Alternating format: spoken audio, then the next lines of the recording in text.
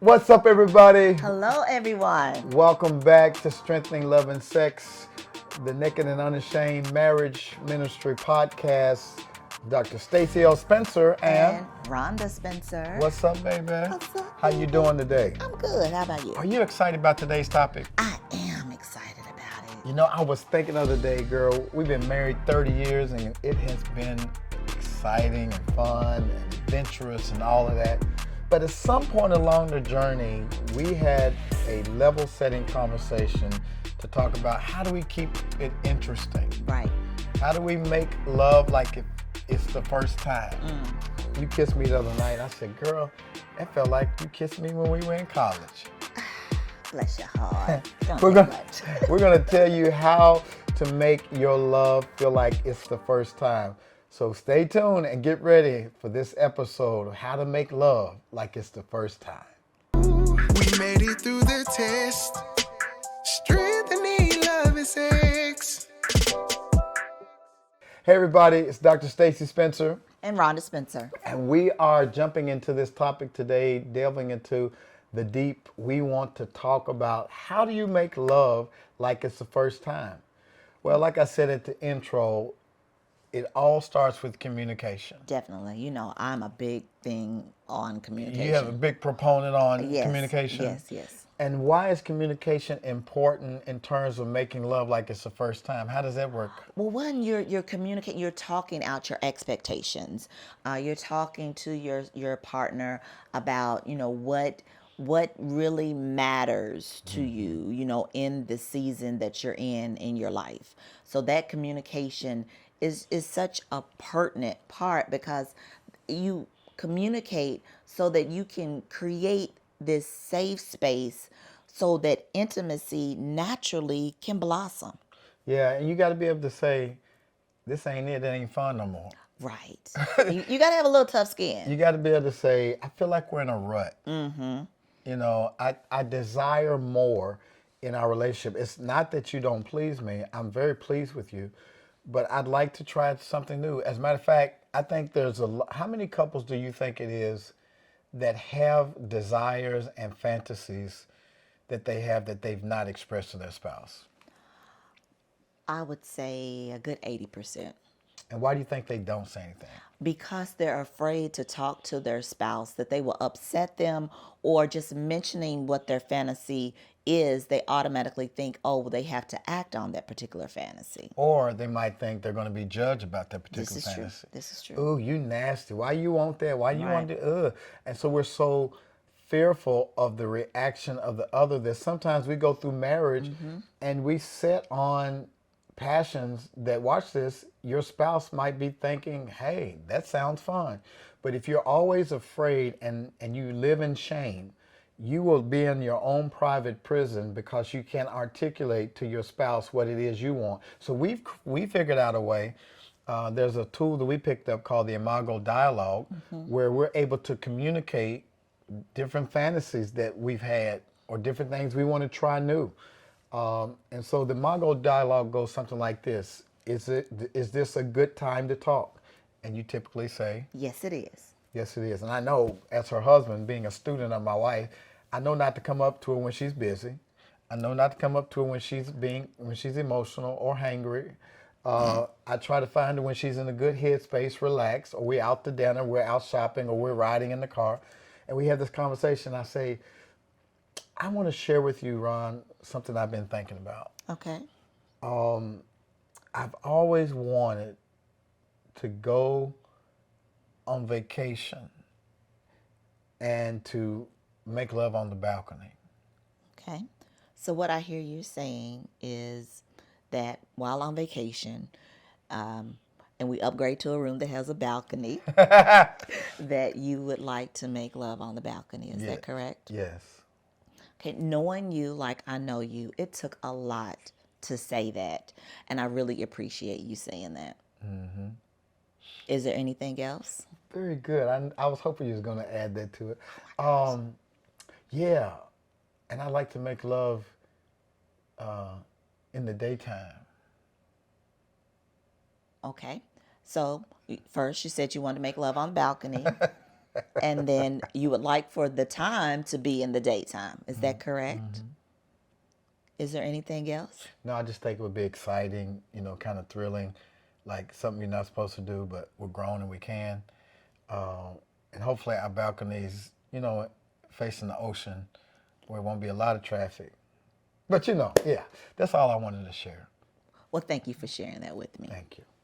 And so what happens, babe, after that Imago dialogue? Where does the fantasy go? You share it, then what happens? Well, it doesn't really, it can go somewhere or it doesn't have to go anywhere. It has been communicated. And if the opportunity ever presents itself, then it's embedded in the spouse's mind like, hey, this is opportunity. Let me make this happen. Or if it's not something, it's something that was shared and without shame and without judgment. So which spouse initiates the fantasy that was shared? You take turns initiating, with the Imago dialogue, and you just take turns with that. After the Imago dialogue. Oh, it is up to the person who got the fantasy, got the information as to whether or not it takes place. Mm-hmm. So if we go on vacation, which we have, and we find a nice balcony, I upgraded the room, so you may say, hey, you remember what you asked me back in Memphis? Right. Come here, boy. And I'm like, yes, ma'am. And the reason being is because you've already communicated it, so it wouldn't be right for you to communicate it again, because that's almost like you being very pushy and really not really listening to what your spouse has to say. And the person that has received that request, don't get amnesia and act like you didn't hear it. As a matter of fact, you can explore the conversation a little bit later, maybe come back to it and say, you asked me about something the other day. Let me get some more clarification. Let's talk about it. And sometimes just talking about it, like you say, you may not do it, but sometimes the freedom to just talk about it and fantasize together out loud, that's liberating in itself. Right. And that may actually, turn the spouse on as to where that fantasy doesn't have to take place. Yes, yes. And so communication is important. And I want to go back to that because I think I skipped the point. Communication is also being vulnerable to share where you are in the relationship, because the emotional connection that you all have is the foundation for any kind of increase in passion. If you're not connected emotionally, like we spent the last 7 weeks with couples talking about communication, talking about love languages, talking about forgiveness. Right. We talked about so many things, because what we realize is that there can be no real intimacy if there's not a strong emotional connection. Women have to feel safe and secure in a relationship before they can open up and be erotic. And same thing for men. We have to, it's been said that men talk to have sex and women have sex to talk. Right. And so as men, we have to learn how to talk, not just to have sex, but to make that connection. And when women feel like you really care about them and that you're sharing your heart, it makes them feel safe to open up and to be more physically open to what it is you want to share. But it all starts with communication. Anything else you want to say about being vulnerable and communicating and making that emotional bond? It has to be more than just that one time. There has to be a consistent track record of communication, open, honest communication, so that you both feel comfortable with sharing. Yeah.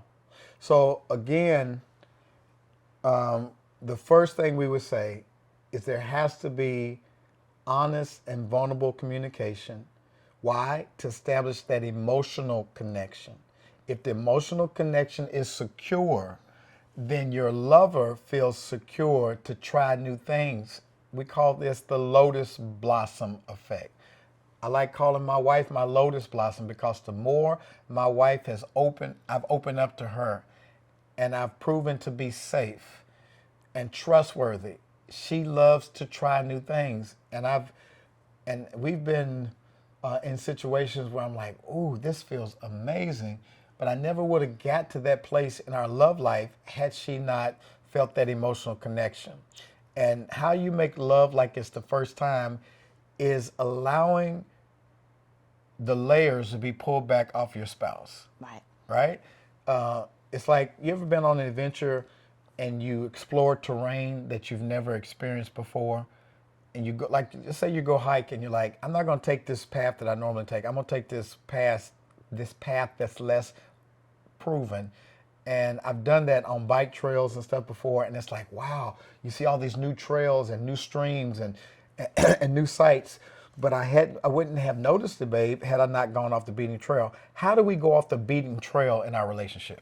One, you have to be, let's use the example of going on a trail ride or a hike, that you have to feel safe, that you know the surrounding area, and at the point where, hey, I'm going to be safe if I go off the beaten path. How do you know that?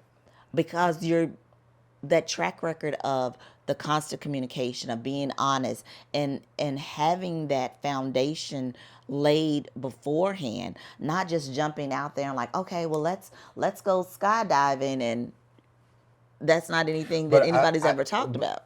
I'm not trying to throw you in a trap, Okay. but you said let's go off the beaten path, which means you haven't been down that path before. Right. How do you feel safe going down a path you ain't been down? Because I'm with you. Okay. And if I trust you, Okay. and I trust our relationship, Okay.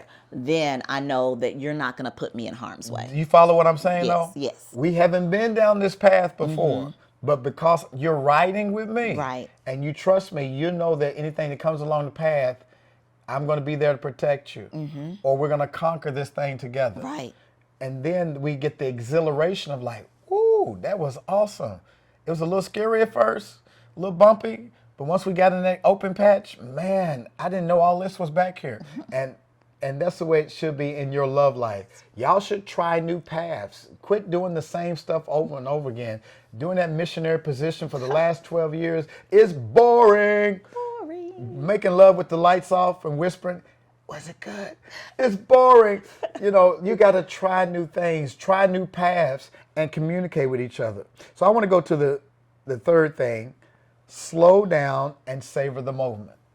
Recapture the anticipation of the first time by slowing down. Take the time to savor each moment, focusing on sensations and being present with your partner. Building anticipation can enhance the emotional and physical connection. Baby, how important is it to slow down in lovemaking? Sometimes we're moved so fast that we miss something that could be very pleasurable or that is painful.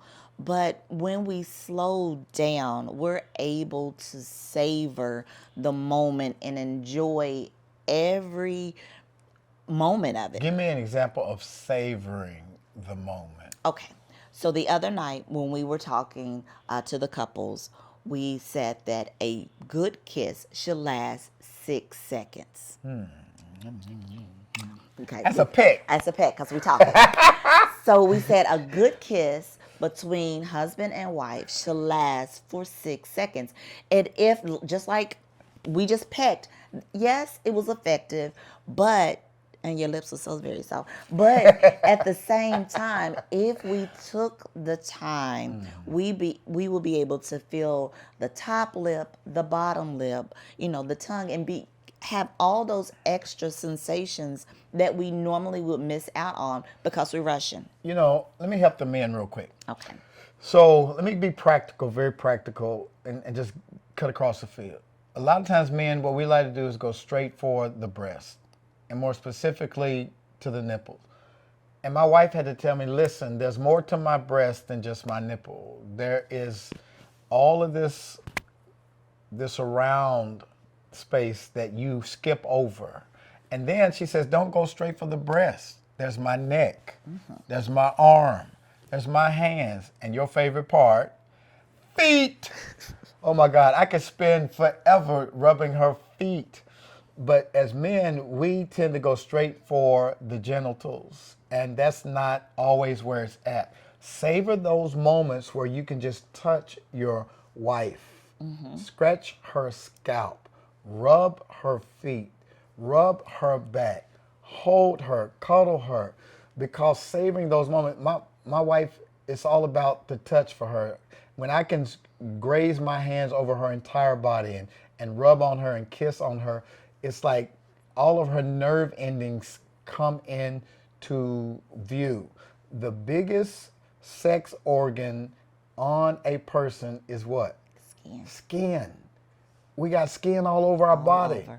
So don't just zone in on those old traditional spots, the breasts and the vagina and the penis. There's ears, there's neck, there's erogenous zones. Take your time. And let's talk a little bit about savoring that moment and taking our time and slowing down. So many times, when we were in our 20s, in our early 20s, we were like little jackrabbits, just thinking, let's just go fast. And that was okay in your 20s, but as you get in your middle age, how important is it to just savor the moment, to slow it down? One, we don't want to end up in the hospital because you got a Charlie horse or something's broken because we're aging. But learning your partner's, because what we may have liked in our 20s, in our 30s, in our 40s, or in our 50s may not always be the same. And the sensations are different. The lighter grazing is more appeasing and More sensuous. and sensuous than, the hitting hard. So just moving, pound. moving slow, finding what works in the moment. Because it may change. So I've heard you say this some in the past, and you're like, baby, slow down. What do you, as a woman, what do you mean when you mean slow down? Why is it important to slow down? Because, slow down, because I want to enjoy. What does that mean? I want to feel all. Okay, there you go. You want to feel all of every sensation, and sometimes when we're just pounding and you don't get to feel each and every touch and crevice and every rhythm. You want to get in rhythm with one another. And so it's important that you slow down so that you can enjoy the moment. I think in life we need to slow down. Definitely. When we're driving a car and you're going down the interstate, I tend to fight against narcolepsy when I'm driving. And what I've learned is when I look left and right and enjoy the scenery, all of a sudden the drive doesn't seem as dreadful. I begin to notice that little country house or that barn with the tin roof, or the colors of the trees that change in the fall. The interstate I-40 begins to look totally different when I'm looking left and right. Your spouse begins to look different when you cut the lights on and you look at the contour of their body. You look at the terrain of their physique and you notice the curves. I like ogling my wife, when she's coming out of the bathroom, when she's getting dressed. Take your time. You don't have to rush. Leave the lights on. That's what it means when you're making love for the first time. Do you remember when y'all first made love and, you're like, oh my God, she's got on lingerie. Oh, she smells so good. She took her hair down. And it felt like she was on one of those Argeline commercials. I'm telling your age. I know, right? But it's so important that we take our time. What's any other practical ways you can tell men or women to take their time? Making sure that when you're taking your time, that you're intentional, and ask your spouse, how does this feel? Ask for feedback. That's good. So talking to them, well, what about when I kiss you here? Or what about when I touch you here? How was that? How's the pressure? It doesn't have to feel like you're giving directions throughout this entire session, but checking in on your partner to make sure that they're in tune with you.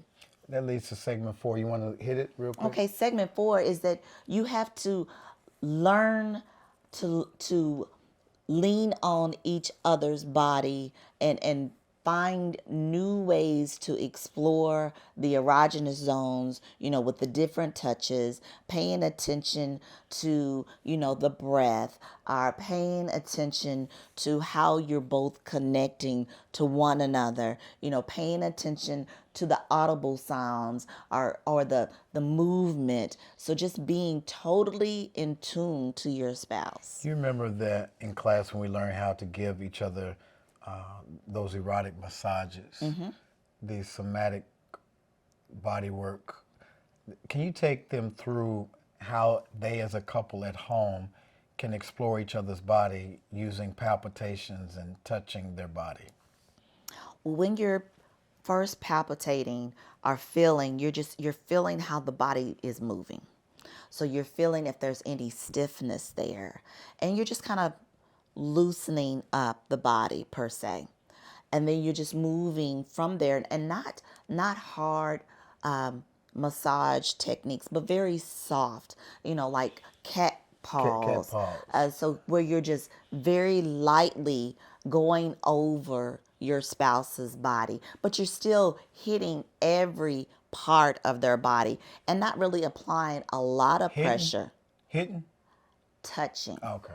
Not hitting, lightly grazing their body. So that way you're able to feel how their muscles feel under your hand. If there is any tension that may come up. And if it is, you feel, just spend a little more time there, just lightly massaging it. And so it doesn't have to be one of those things where, you're just kneading it like you're kneading dough. It's just very light touches of that send very good signals to the brain of your spouse. And it's also good to check in and say, Yeah. would you like me to touch you here? Right. Would you like me to spend more time there? And when they tell you, you say thank you. If they say, can you lighter? You don't get aggravated, you say thank you.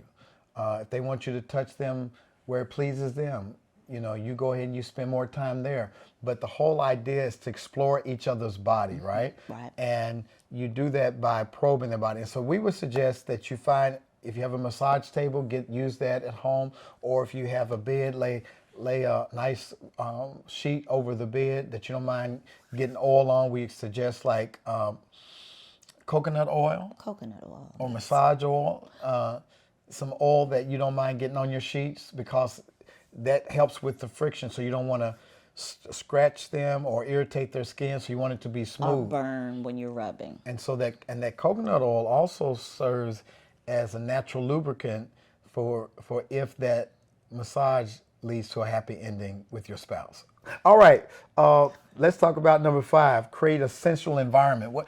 How can a sensual environment help couples feel like they're making love for the first time? Well, one, you're engaging not just you're engaging all your senses, and the sense that when you set the mood with candles or flowers, rose petals in the bathtub, and candles lit all around your bathtub or leading into the bathroom, you're just creating this vibe, like, hey, this is what's going on right now, and I'm taking care of you.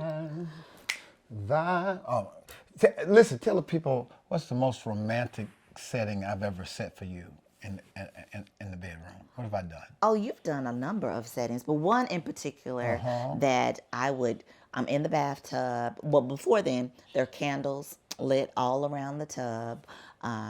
Then you've run my bath without any bubbles, because bubbles will irritate you. Throw your pH balance off. Yes, don't do it. Don't do it. And then when I was getting ready to get out of the tub, you had taken my bathrobe and put it in the dryer and got it all warm. You dried me off, and then you put the bathrobe on me. And then when I came out, the fireplace was lit. There was a blanket laying in front of the fireplace, and there was a glass of wine there. And yeah, it was a good Sound like night. we had a good night. We did. Did I put oil all over your body? You put oil all over my body. It's important to set the atmosphere. You got to light your candles, fellas. Don't forget how to be romantic. When we first started dating, we were very intentional about what? Being romantic. You cleaned your room up, right? You lit an incense. You had the blue light on that illuminated your poster. You had the fishnet hanging from the ceiling. You remember back in the day. Oh my gosh. But as we get What era older, was that? don't worry about it. Don't worry about it, sweetheart. Don't worry about it. But as you get older, you still can set the atmosphere. Play you some slow jams, make a playlist, get some rose petals, put them from the door to the bathroom, run that bath water, set that atmosphere. It's so important. Intentionality is what we're talking about. Being intentional, that's number one. Yeah. Even when you're trying to try something new, being intentional about it is so important. So let's do a recap. There's 5 things that you need to do to make love like it's your very first time. I'll be gentle when I'm loving you. Number 1 is communication. They need to communicate. Why? They need to communicate so that you can check in with your spouse so that you guys can be on the same page. And emotionally connected. Yes. Number 2, learn how to share fantasies and desires that you've had but were afraid to ask. Right. And don't have any judgment, right? Don't judge the person. Tell them, thank you for sharing that. I appreciate it. It doesn't mean that you're going to do it, but you need to have a safe space where you can create that kind of conversation. And then number 3, slow down. Savor the moment. What does that mean? It means that you're going to be emotionally present there and enjoy every bit of the time together. Yes, I want to feel all of it. Just slow it down. Don't rush it. Let's take our time. Number 4. Learn each other's body. Yeah. You know, by exploring, act like it's the first time. Because as women, our bodies change and men's bodies change too. So what we enjoyed years ago, we may not enjoy now. Pleasure mapping, right? Yes. Get a piece of paper out with a body diagram, and as you're exploring each other's body, say, how does that feel? Oh, that feels great. Well, you said get A diagram of a body, and pleasure map. Take a feather or a hand and touch your spouse on the erogenous zones, and take notes on what they like and what they don't like. Okay. Well, you can do that in your mind. You ain't got to write it Right, down. you don't have to write, but some people might like, a little homework. And then be creative. Some whipped cream, some chocolate. Some edible body paint. Yes. Yeah. And then number 5. You got to create a sensual environment. So make sure that you're setting the mood, setting that vibe. So it's all about rekindling emotional connection. You love me like the first time, and it will always be the first time with you. That's Freddie Jackson. What y'all know about that, huh? What y'all know about Freddie Jackson? So we want you to know today that you can make love like it's the first time. Just because you've been married a long time does not mean that sex has to be boring. You can take your love life to the next level. Like fine wine, it gets better with time. And so we want to encourage all our married couples out there, take that thing to the next level. You make it feel like it's the first time. Every time you make love, slow it down, be intentional. Feel every breath and every kiss. And you owe me a 6-second kiss. Okay, I'll give it to you. And so we want you guys to continue to keep love alive. And listen, if you have not subscribed to our YouTube channel, Dr. Stacy L. Spencer on YouTube, go do that today.